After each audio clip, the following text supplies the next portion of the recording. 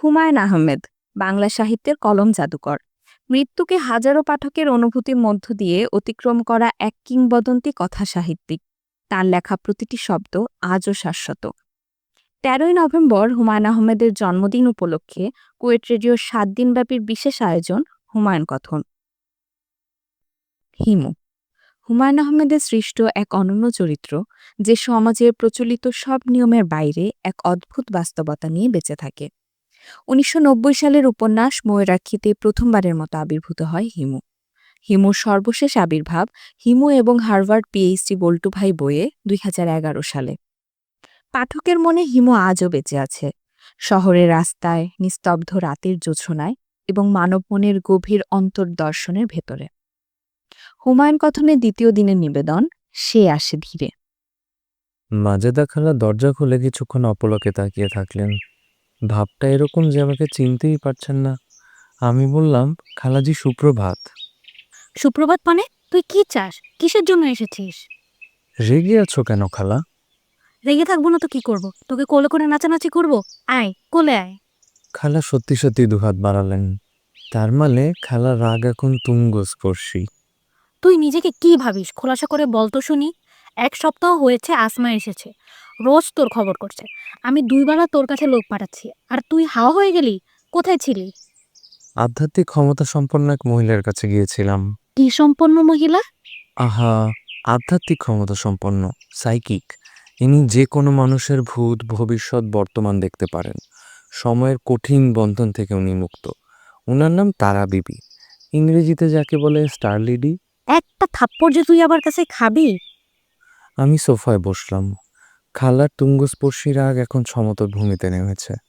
তবে তিনি প্রাণপণে রাগ ধরে রাখার চেষ্টা করছেন। তবে তেমন লাভ হচ্ছে না একটা। তারা বিবির বিষয়ে কৌতূহলে তার চোখ চকচক করছে। মহিলার নাম কি বললি? তারা বিবি, দ্য গ্রেট স্টার লেডি। তবে আশেপাশে সবাই তাকে মামা ডাকে। মামা ডাকে মানে? একজন মহিলাকে মামা ডাকবে কেন? সিস্টেমই এমন দাঁড়িয়ে গেছে। উনি যে লেভেলে চলে গেছেন সেই লেভেলে নারী পুরুষ কোনো ভেদাভেদ নেই। ওনার নিজের ছেলে মেয়েরা ওনাকে মামা ডাকে, তার স্বামী বেচারাও তাকে মামা ডাকে। আবার তুই আমার সাথে ফাইজলামি করছিস? বিশ্বাস করো খালা, কোনো ফাইজলামি না।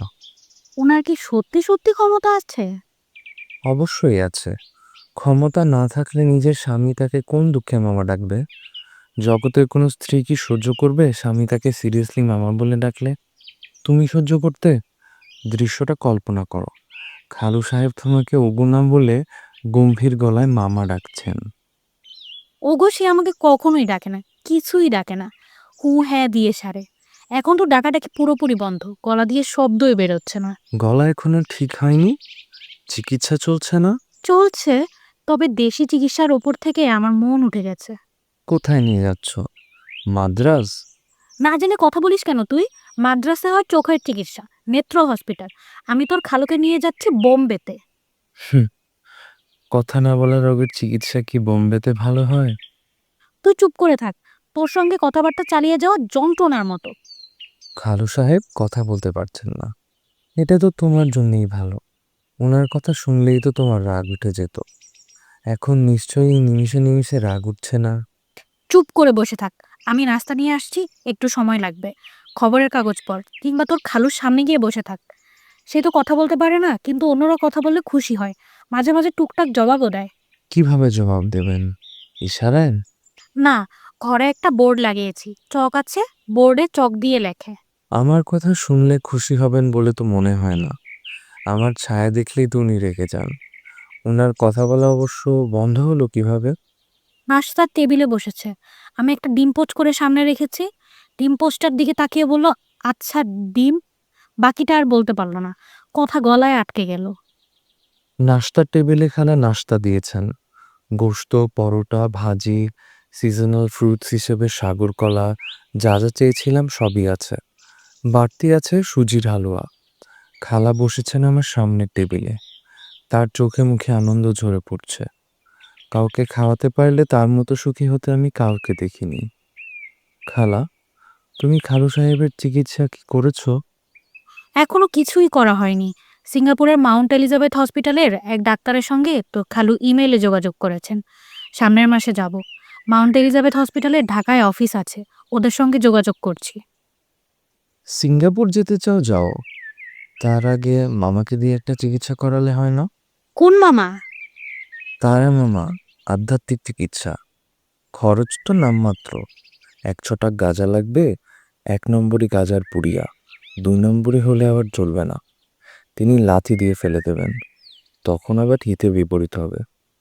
এখন তো কথা বলতে পারছেন না, তখন দেখা যাবে কানেও শুনছেন না। ওই মহিলা গাঁজা খায়? আমি কখনো খেতে দেখিনি, তবে গাঁজা ছাড়া তিনি চিকিৎসাই করেন না। গাঁজার পুড়িয়া পায়ের কাছে রেখে তারপর কদম বসি করতে হয়। গাঁজা ছাড়া কদম বসি করতে গেলে গোটা পায়ে লাথি খেতে হবে। কদম বসি করতে হবে? অবশ্যই। তোর খালু কোনোদিনও ওই মহিলার কাছে যাবে না। ভুলিয়ে ভালিয়ে রাজি করাতে পারো কিনা দেখো। $1 লাখ খরচ করে বিদেশে যাওয়ার দরকার কি, যেখানে 1 ছটাক গাঁজাই কাজ হচ্ছে। অসম্ভব, ওই প্রসঙ্গ বাদ দে। আচ্ছা যাও, বাদ দিলাম। তোমাদের ডলার আছে, ডলার খরচ করেই চিকিৎসা করে আসো। বিস্ময়কর ঘটনা শেষ পর্যন্ত ঘটেছে।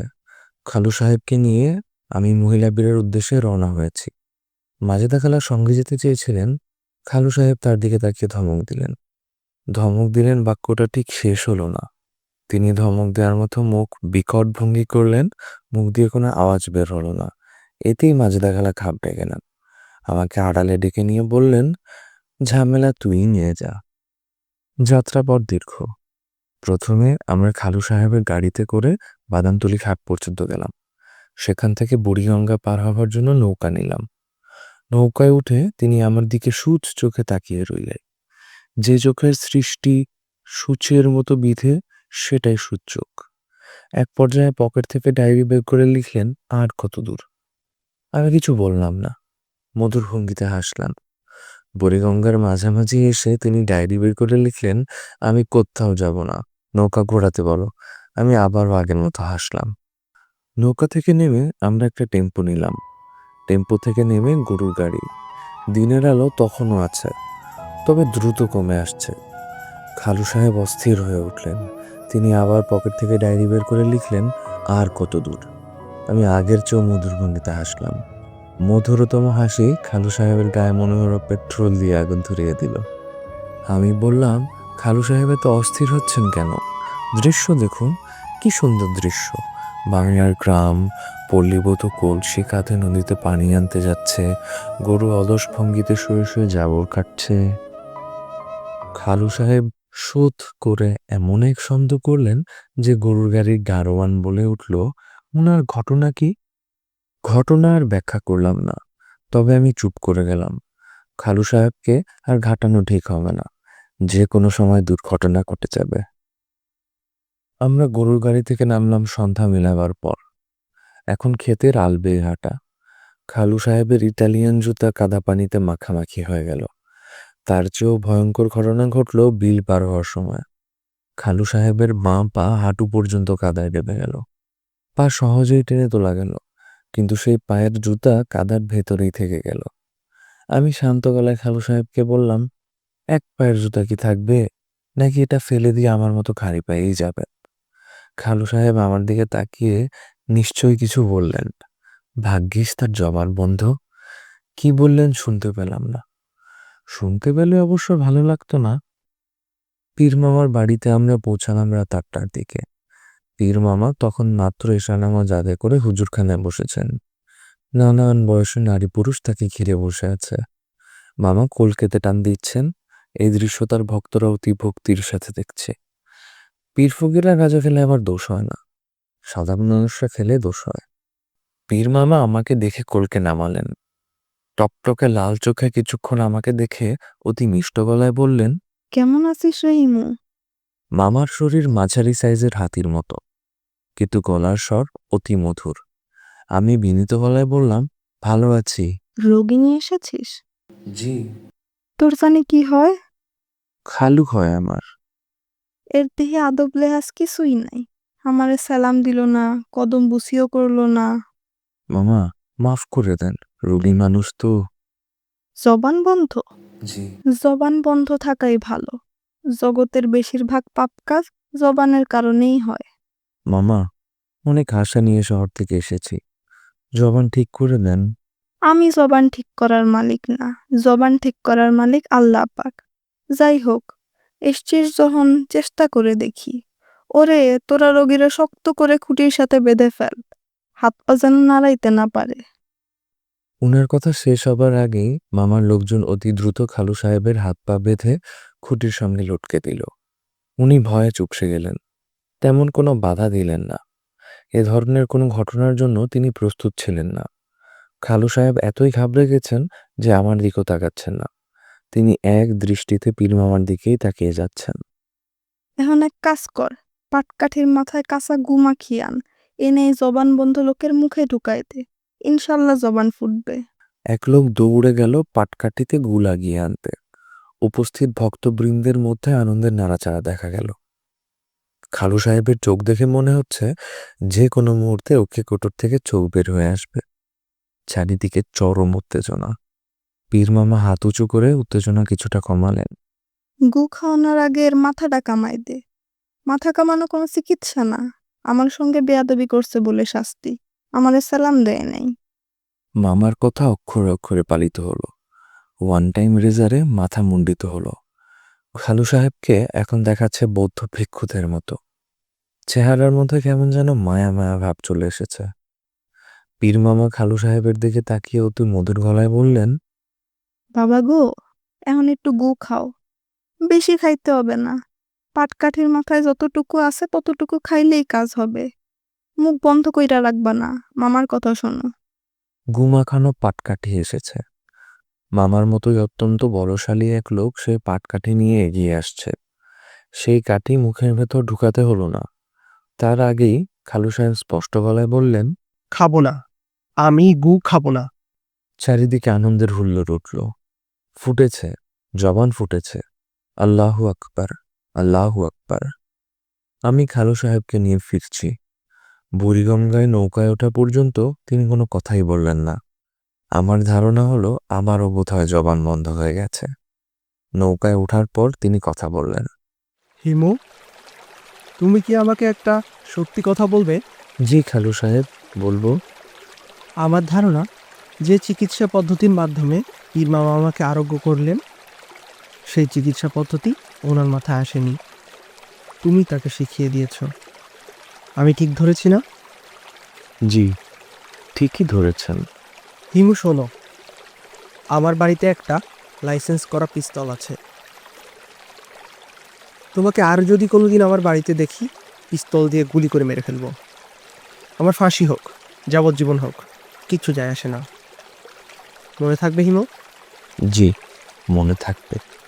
আমি কথা বলতে পারছি, I am happy about that, thank you. কিন্তু আমার বাড়িতে তোমাকে দেখলে অবশ্যই আমি গুলি করব। বুড়িগঙ্গার ওপারে তোমার সঙ্গে দেখাই যেন আমাদের শেষ দেখা হয়। খালু সাহেব অন্যদিকে মুখ ফিরিয়ে রাতের বুড়িগঙ্গার শোভা দেখতে লাগলেন। রাতের বুড়িগঙ্গা সত্যি অপূর্ব। হিমু, ধরো আমি যদি কথা না বলতাম, তাহলে ওই বদমেয়ে কি আমার মুখে গুয়ের কাঠিটা দিয়ে দিত? মনে হয় দিত। শেষ মুহূর্তে তুমি আটকাতে না? ইচ্ছে থাকলেও আসলে আটকানো যেত না। মব সাইকোলজি কাজ করছিল। যেখানে মব সাইকোলজি কাজ করে সেখানে চুপ করে থাকতে হয়। হিমু, যে চিকিৎসা পদ্ধতির মাধ্যমে আমি আরোগ্য লাভ করেছি, আশা করি এই চিকিৎসা পদ্ধতি নিয়ে তুমি কারোর সঙ্গে কথা বলবে না। আমি বলবো না। তোমাকে ক্ষমা করার চেষ্টা করছি, কিন্তু পারছি না। খালু সাহেব, আমাকে ক্ষমা করার চেষ্টা করতে হবে না। ক্ষমা করলেই আমি লাই পেয়ে যাব, আবার বড় কোনো অপরাধ করে ফেলব। আমার নিজেরও তাই ধারণা। তিনি নৌকার গলুয়ে বসে আছেন। নদীর খোলা পানির দিকে তাকিয়ে হয়তো পানিতে নিজের ছায়া দেখছেন। মানুষ চলমান জলে নিজের ছবি দেখতে খুব পছন্দ করে। এতক্ষণ আপনারা শুনছিলেন সে আসে ধীরে উপন্যাসের একটি ছোট অংশ। হিমু চরিত্রে কণ্ঠ দিয়েছে জুলফিকর সিদ্দিকী দীপ্ত, খালার চরিত্রে নুসরাত রহমান, খালুর চরিত্রে নিলয় রয়, পীর মামার চরিত্রে ফারিয়া আফরিন।